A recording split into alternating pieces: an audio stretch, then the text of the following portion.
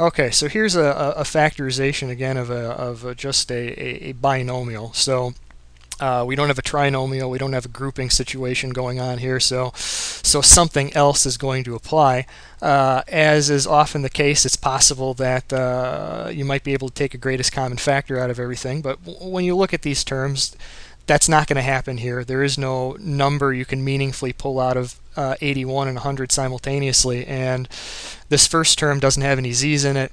The second term doesn't have any x's or y's in it, so there's nothing variably that's common to both terms simultaneously either. So there's no GCF, so this again is going to boil down to trying one of our other approaches here for binomials, either difference of squares or sum or difference of cubes. So well, I guess right off the bat, the sum of cubes is a non-starter because you literally don't have a sum, you got a difference. So it's either going to be a difference of squares or a difference of cubes. And I guess the one way to check is, well, look at, as a start perhaps, just the powers on your variable pieces. Perfect squares are always multiples of 2, and perfect cubes are always multiples of 3. So when you look at these particular powers on x, y, and z here, you can see they're all multiples of 2. 8, 4, and 14 are all even. They're all multiples of 2, so that means at their core, they're all squares. And that's even confirmed by what we've got going on with the 81 and the 100. 81 and 100 also happen to be numeric perfect squares. So we definitely have a difference of squares here. So although this certainly isn't required, you know, maybe it's worthwhile just for this particular case, just to literally write out exactly the things that are being perfectly squared to get you 81x to the 8th y to the 4th and 100z to the 14th.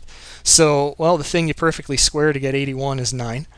And then for the variable pieces here, remember exponentially, power to power is a breakdown that lets you multiply exponents together. So with that in mind, the thing that you'd square to get x to the 8th would be x to the 4th, because x to the 4th squared here would be power to power. You multiply the exponents together, and 4 times 2 gets you 8.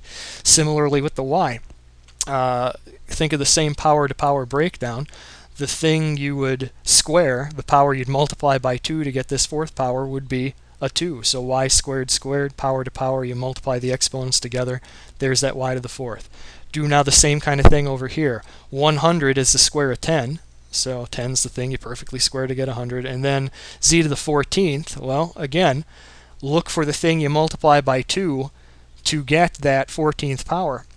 When you apply that power to power treatment with the exponents, and the thing you raise to the 2nd power to get z to the 14th then is z to the 7th, because z to the 7th squared, power to power, you multiply the exponents together, there's your 14. So there's the breakdown. Those are actually the two expressions that are being perfectly squared to get you this original 81x to the 8th, y to the 4th, and this 100 z to the 14th. So now from here, you apply your difference of squares factorization. And remember how a difference of squares factorization works. It breaks down as a product of a couple binomials, where one of the binomials is the sum of the two things being perfectly squared, and the other binomial is the difference of the two things being perfectly squared. So since we've noted what those things are, then we can just write this down pretty directly.